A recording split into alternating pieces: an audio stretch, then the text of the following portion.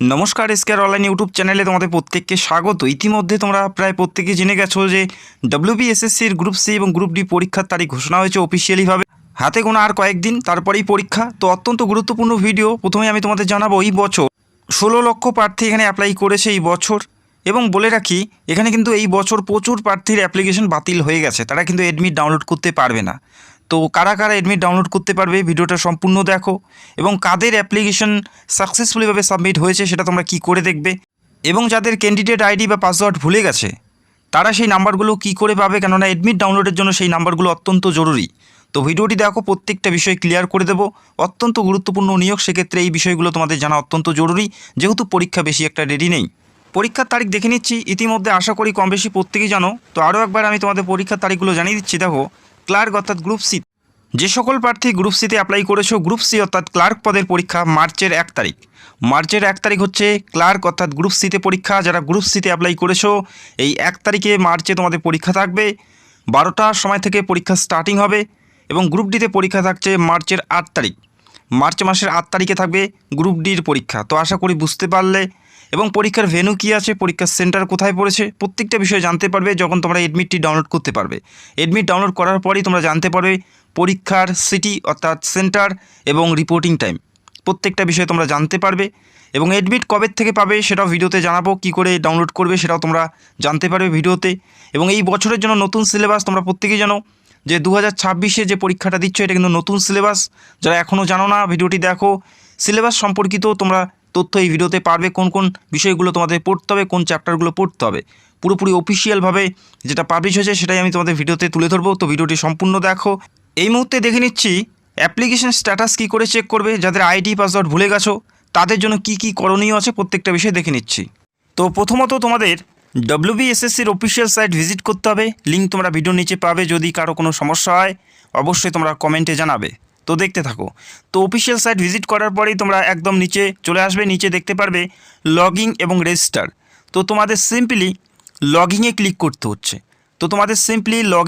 করতে হচ্ছে।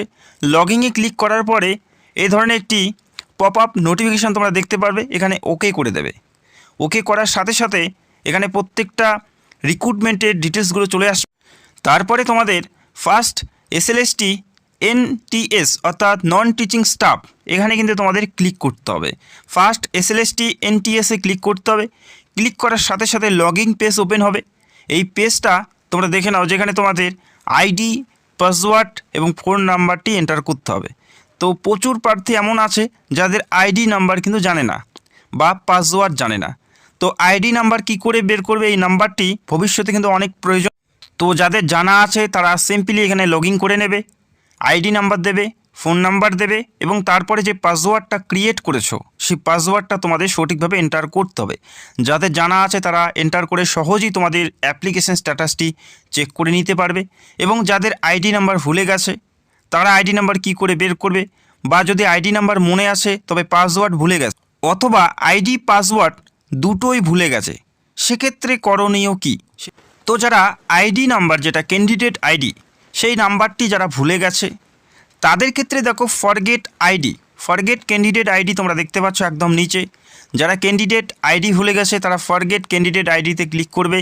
ক্লিক করার সাথে সাথে কি দেখবে, নতুন একটি পেজ ওপেন হবে। এখানে দেখো নো ইওর ক্যান্ডিডেট আইডিতে এখানে উল্লেখ করা আছে ইমেল অ্যাড্রেস। তো যখন অ্যাপ্লাই করেছো যে ইমেল অ্যাড্রেসটি দিয়েছো সেই ইমেল অ্যাড্রেসটি তোমাদের এখানে মেনশন করতে হবে, সঠিকভাবে তোমাদের এখানে এন্টার করতে হবে। তারপরে একটি ক্যাপচার কোড আসবে, সেই ক্যাপচার কোডটি এই বক্সে সঠিকভাবে ফিল করার পর সাবমিট করবে। সাবমিট করার সাথে সাথে যে ইমেল অ্যাড্রেসটি দিয়েছো বা যে ইমেল অ্যাড্রেস দিয়ে অ্যাপ্লাই করেছো সেই ইমেল অ্যাড্রেসে তোমাদের যে ক্যান্ডিডেটটি সেটা কিন্তু পাঠিয়ে দেওয়া হবে। বোঝা গেল? সেই ইমেল অ্যাড্রেসে তোমাদের ক্যান্ডিডেট আইডি পাঠিয়ে দেওয়া হবে। তারপরে যদি তোমরা পাসওয়ার্ডটি নতুন করে বানাতে চাও বা পাসওয়ার্ড ভুলে যাও, সেক্ষেত্রে তোমাদের ফরগেট পাসওয়ার্ডে ক্লিক করতে হবে। ক্লিক করার সাথে সাথে তোমরা দেখতে পারবে ক্যান্ডিডেট আইডি, যে মেলটি তোমরা পেয়েছো সেই মেলে কিন্তু তোমাদের আইডি নাম্বার পাঠানো হয়েছে। সেই আইডি নাম্বার তোমাদের কপি করতে হবে। ক্যান্ডিডেট আইডির জায়গায় তোমাদের সেই আইডিটি বসিয়ে নিতে হবে, এন্টার করতে হবে তোমাদের ক্যান্ডিডেট আইডি। যাদের নাম্বার হারিয়ে গেছে তো প্রথমে তোমাদের আইডিটি ফাইন্ড করতে হবে, বের করতে হবে। যে প্রসেসটা আমি দেখালাম সেই প্রসেসে সেই আইডি নাম্বারটা সঠিকভাবে এন্টার করতে হবে এবং অ্যাপ্লাই করার সময় যে ইমেল বা যে ফোন নাম্বারটা দিয়ে অ্যাপ্লাই করেছো সেই ফোন নাম্বারটা এখানে কিন্তু সঠিকভাবে আবার এন্টার করতে হবে। তো যখনই এন্টার করবে সঠিক ফোন নাম্বার বা ইমেল, তোমাদের নাম্বারে কিন্তু একটা ওটিপি পাঠানো হবে, যেটা ভেরিফিকেশনের জন্য একটি কোড পাঠানো হবে। সেই কোডটা সঠিকভাবে এন্টার করতে হবে, তারপরে তোমরা নতুন করে পাসওয়ার্ড ক্রিয়েট করতে পারবে। যারা তোমরা আইডি পাসওয়ার্ড ভুলে গেছো অবশ্যই তোমরা এই প্রসেসটা ফলো করো। আশা করি তোমাদের আইডি পাসওয়ার্ড তোমরা পাবে, কেননা পরবর্তীতে তোমাদের এডমিটের জন্য কিন্তু তোমাদের আইডি পাসওয়ার্ড ক্রিয়েট করতে হবে। যখনই তোমাদের আইডি এবং পাসওয়ার্ড দিয়ে লগ ইন করবে তোমাদের ড্যাশবোর্ডটি ওপেন হবে এবং তোমাদের অ্যাপ্লিকেশন স্ট্যাটাসটি তোমরা সহজেই সেখান থেকে দেখতে পারবে। যদি তোমাদের অ্যাপ্লিকেশন সঠিকভাবে জমা পড়ে থাকে সেক্ষেত্রে কমপ্লিটেড দেখাবে, কমপ্লিট হয়ে গেছে। এবং আবেদনের জন্য যেটা অ্যাপ্লিকেশন ফি জমা করেছো সেটা যদি সঠিকভাবে জমা পড়ে থাকে সেক্ষেত্রে পেড দেখাবে এবং অ্যাপ্লিকেশন স্ট্যাটাস অবশ্যই কমপ্লিট দেখাবে। আর যদি ইনকমপ্লিট বা পেন্ডিং বলে কোনো কিছু দেখো সেক্ষেত্রে তোমাদের অ্যাপ্লিকেশন কিন্তু বাতিল হতে পারে, তবে তোমাদের অপেক্ষা করতে হবে, সেটা কিন্তু পরবর্তীতেও তোমাদের কমপ্লিট হওয়ার সম্ভাবনা রয়েছে। তবে এই মুহূর্তে সার্ভারের সমস্যার কারণে কিন্তু আমি তোমাদের ভিডিওতে দেখাতে পারলাম না অ্যাপ্লিকেশন স্ট্যাটাসটি। অবশ্যই তোমরা চেক আউট করে নেবে, যদি সমস্যা হয় কমেন্ট করে জানাবে। তো WBSSC group C group D vacancies 2026, যেখানে দেখো গ্রুপ সিতে টোটাল ভ্যাকেন্সিস 2989টি এবং গ্রুপ ডিতে যেখানে 5488টি টোটাল শূন্যপদ এবং দুটো পদেই মোট শূন্যপদ 8477টি পদে নিয়োগ করা হচ্ছে। এই সংখ্যাটা চাকরি পাবে, তবে অ্যাপ্লিকেশনের সংখ্যা কিন্তু 16 লক্ষ প্লাস। এই 16 লক্ষ প্লাস প্রার্থী এখানে অ্যাপ্লাই করেছে, তার মধ্যে চাকরি পাবে 8477 জন। ধরো 8 লক্ষ প্রার্থী গ্রুপ সিতে অ্যাপ্লাই করেছে এবং 8 লক্ষ প্রার্থী গ্রুপ ডিতে অ্যাপ্লাই করেছে। তো তোমরা বুঝতে পারছো সংখ্যাগুলো, এই 8 লক্ষের মধ্যে 2989 জনই মাত্র কিন্তু এখানে চাকরি পাচ্ছে। আর এখানে কিন্তু কোনো ফিজিক্যালের ব্যাপার নেই, মাঠ হাইট ওয়েটের কোনো ব্যাপার নেই। সেক্ষেত্রে নিয়োগ প্রক্রিয়ার একটি মাত্র ধাপ অর্থাৎ পরীক্ষা এবং ইন্টারভিউ। তো বুঝতেই পারছো এখানে কিন্তু তোমাদের কম্পিটিশন অনেকটাই বেশি হবে, কেননা সিলেকশন প্রসেস শুধুমাত্র পরীক্ষা। তো পরীক্ষার তারিখগুলো দেখলে তো যথেষ্ট ভালো প্রিপারেশন তোমাদের নিতে হবে, তারপরেই কিন্তু তোমরা এখানে সুযোগ পাবে।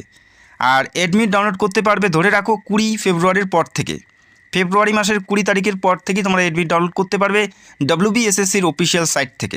যেহেতু বেশি একটা সময় হাতে নেই পরীক্ষার জন্য, তো তোমাদের প্র্যাকটিস সেটগুলো প্র্যাকটিস করতে হবে। প্রত্যেকটা বেস্ট বুকের লিঙ্কগুলো তোমরা ভিডিওর নিচে পেয়ে যাবে, সরাসরি তোমরা ফ্লিপকার্ট থেকে অর্ডার করতে পারো। তো এই মুহূর্তে আমরা সিলেবাসটা দেখে নিচ্ছি, নতুন সিলেবাস এবং এক্সাম প্যাটার্ন। তো আমরা যদি গ্রুপ ডিটা প্রথমে দেখি, গ্রুপ ডি স্টাফ যারা গ্রুপ ডিতে অ্যাপ্লাই করেছো যে পরীক্ষা দিতে হবে, যেখানে দেখো 40-এর মধ্যে তোমাদের পরীক্ষা দিতে হচ্ছে।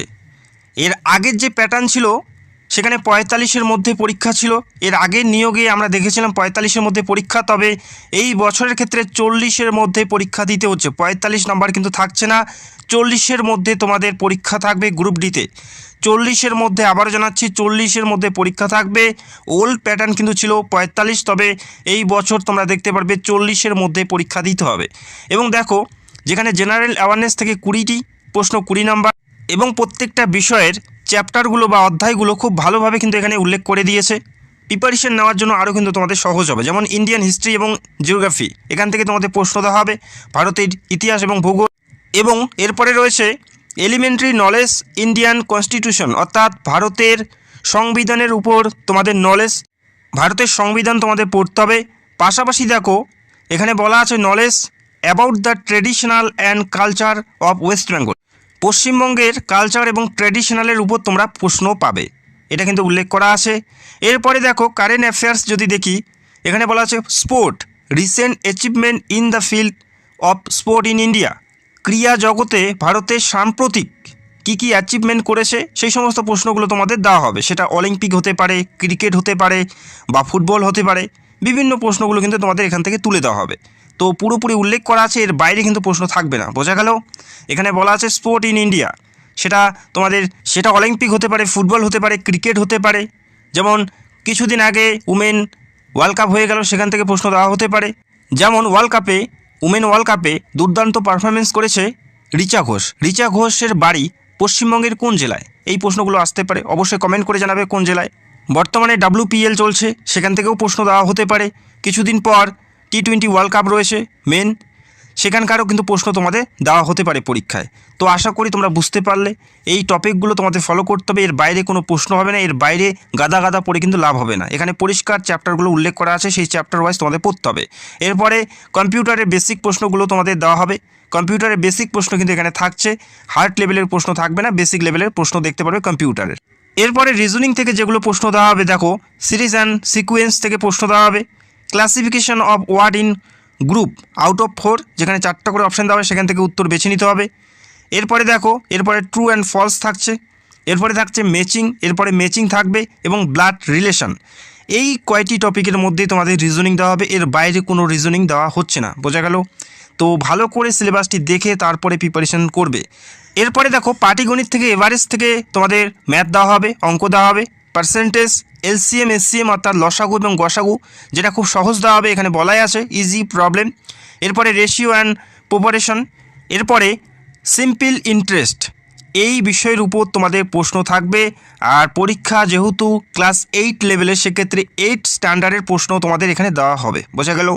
এবং যদি আমরা গ্রুপ সিটা দেখি, গ্রুপ সি ক্লার্ক পদের ক্ষেত্রে রিটেন এক্সাম দেখো, যেখানে 60 নম্বরের পরীক্ষা থাকবে, 60 নম্বরের পরীক্ষা থাকছে গ্রুপ সিতে। 60-এর মধ্যে কত নাম্বার তুললে তোমরা একটা সেফ জোনে থাকবে, সেটাও আমি তোমাদের ভিডিওতে দেখাবো বা জানিয়ে দিব। দেখো এই 60-এর মধ্যে পরীক্ষা হচ্ছে গ্রুপ সিতে, যেখানে জেনারেল অ্যাওয়ারনেস থেকে 20টি প্রশ্ন 20 নাম্বার এবং জেনারেল ইংলিশ থেকে 10 নাম্বার। কোন কোন বিষয় থেকে কোনগুলো টপিক পড়তে হবে অধ্যায়ভিত্তিকভাবে কিন্তু এখানে পরিষ্কার উল্লেখ করা আছে। একবার অবশ্যই বারংবার রিকোয়েস্ট করছি, এই যে সিলেবাসটা একবার দেখে নেবে। তারপরে পাটিগণিত থেকে যেগুলো পড়তে হবে, দেখো লসাগু গসাগু তো থাকবেই, পাশাপাশি time and work, average, percentage, profit and loss, এখানে বিভিন্ন টপিকগুলো উল্লেখ করা আছে। পাশাপাশি রিজনিংয়ে তোমরা দেখতে পারবে গ্রুপ সিতে গ্রুপ ডির সাথে সেম রয়েছে, তবে এখানে পাজেলটা কিন্তু অ্যাড করা হয়েছে, যে পাজেলটা কিন্তু গ্রুপ ডিতে নেই। যেখানে ব্লাড রিলেশন ছিল, এখানে কিন্তু ব্লাড রিলেশন নেই, তবে এখানে পাজেলটা কিন্তু দেওয়া হয়েছে, বোঝা গেল? তো আশা করি তোমরা বুঝতে পারলে। তো প্রিপারেশন তোমাদের হার্ড লেভেলের করতে হবে। 16 লক্ষ প্রার্থী অ্যাপ্লাই করেছে, বুঝতেই পারছো। যেখানে তোমরা ধরে রাখো 12 থেকে 13 লক্ষ প্রার্থী তো পরীক্ষা দেবেই। কম্পিটিশন কিন্তু অনেকটাই বেশি।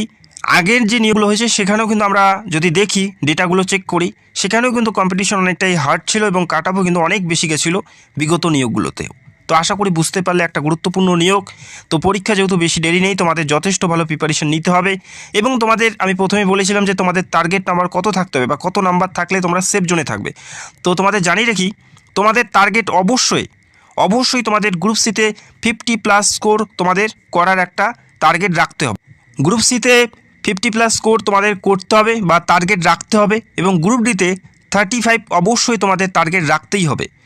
তার থেকে কম যদি টার্গেট থাকে, সেক্ষেত্রে কিন্তু তোমরা কোয়ালিফাই করতেই পারবে না, এতটুকু মাথায় রাখবে। 50+ টার্গেট তোমাদের গ্রুপ সিতে করতে হবে, এবং গ্রুপ ডিতে 35 তোমাদের এনিহাউ তোমাদের তুলতেই হবে নাম্বার। এই যে নাম্বারগুলো কেন বললাম, তোমরা চাইলে প্রিভিয়াস যে নিয়োগগুলো হয়েছে, বিগত যে নিয়োগগুলো হয়েছে, সেই নিয়োগের ডেটাগুলো তোমরা একবার দেখে নেবে। তো আশা করি তোমরা বুঝতে পারলে। মার্চের 1 তারিখ থেকে তোমাদের পরীক্ষা হচ্ছে, 1 তারিখে হচ্ছে গ্রুপ সিতে এবং গ্রুপ ডিতে 8ই মার্চ। যথেষ্ট ভালো প্রিপারেশন নিতে হবে, যেহেতু সিলেকশন প্রসেসে কোনো মাঠ বা ফিজিক্যালের কোনো ব্যাপার নেই, শুধুমাত্র পরীক্ষার মাধ্যমে নিয়োগ করা হচ্ছে। সেক্ষেত্রে কাটআপ অনেকটাই হাই থাকবে, বিগত বছরও তাই দেখেছি। তো যথেষ্ট ভালো প্রিপারেশন তোমাদের নিয়ে পরীক্ষায় বসতে হবে। তো আশা করি বুঝতে পারলে। এবং যখনই অ্যাডমিট প্রকাশিত হবে, তখনই তোমাদের পরীক্ষার ভেন্যু এবং রিপোর্টিং টাইম জানতে পারবে। এবং যখনই অ্যাডমিট ডাউনলোড শুরু হবে, সবার আগে আমি ভিডিও করে তোমাদের প্রসেস দেখিয়ে দেবো কী করে ডাউনলোড করবে প্রত্যেকটা বিষয়। তো যারা চ্যানেলে নতুন দর্শক, চ্যানেলটাকে সাবস্ক্রাইব করে রাখবে, এবং তোমরা কোন জেলা থেকে ভিডিও দেখছো অবশ্যই গর্বের সাথে কমেন্ট করে জানাবে। Thank you.